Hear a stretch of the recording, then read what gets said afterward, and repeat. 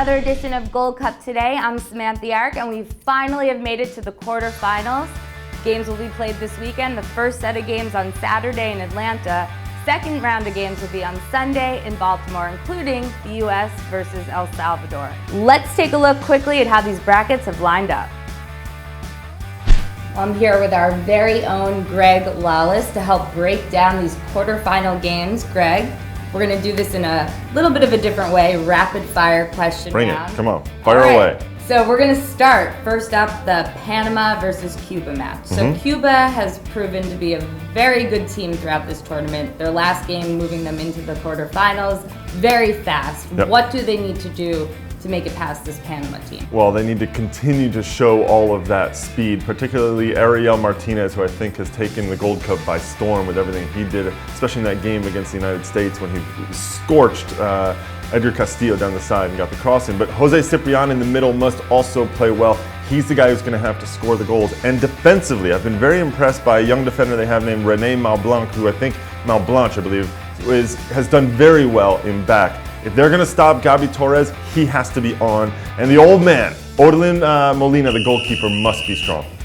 All right, Greg, next up, Mexico taking on Trinidad and Tobago. Who is the key player on Trinidad and Tobago that could help them get past this Mexican team? Well, I think the most important player for them is actually going to be Carlos Edwards. The left midfielder has to be creative if he's going to get forward. He has to push into the attack. He came as a sub in the last game against Honduras, but I think he's going to start from the beginning, and if he can be that guy to stretch the defense for Mexico, that allows the defending side from Trinidad to get forward. They have to deny service into Marco Fabian if they're going to have any chance. To do that, they need to stretch the whole Mexican team.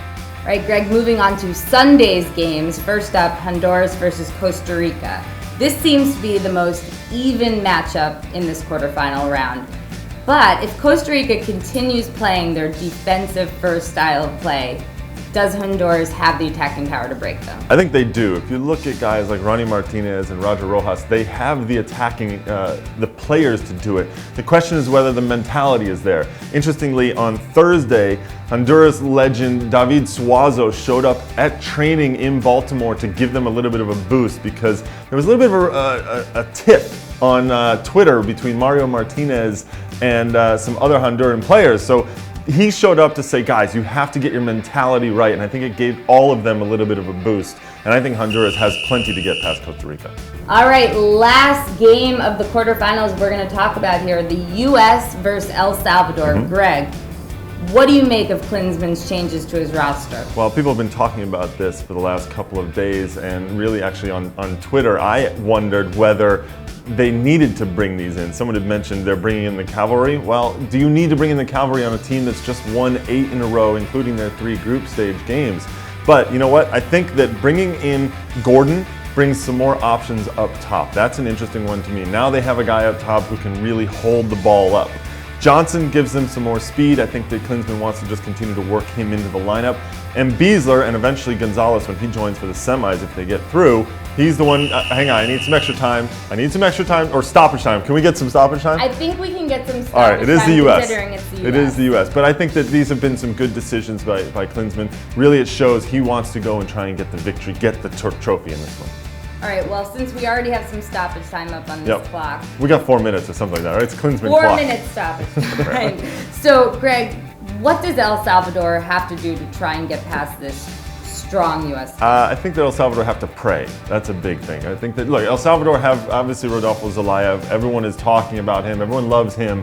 But that's not enough. You need more than that to stop this U.S. team. The way Landon Donovan is playing in particular, he's the game changer for the U.S., and I don't think that even Zelaya can stay with him in terms of his impact on the game. You look at a guy like Richard Monjivar, the holding midfielder for El Salvador, good young player, born in Southern California, but he's still not enough either. There are too many weapons on this U.S. team to really stop for El Salvador to get by. Question is whether they bunker in and just get lucky. That's the thing. So that's where it comes down to prayer. All right, well, the U.S. versus El Salvador, you can catch that game on Sunday at 4 p.m. on Fox, and we'll be there with all the coverage in Baltimore. And that's all we have for Gold Cup today. We'll be back on Monday, giving you a full breakdown of all of the quarterfinal games before the semis.